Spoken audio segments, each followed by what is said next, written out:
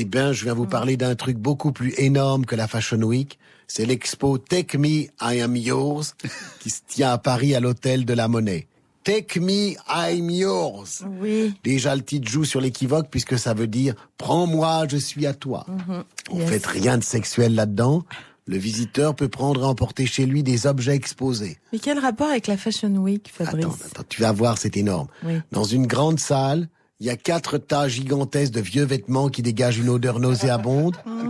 Et dans un sac que te donne une hôtesse, tu peux emporter des habits que tu peux extirper de ce tas de fringues qui puent.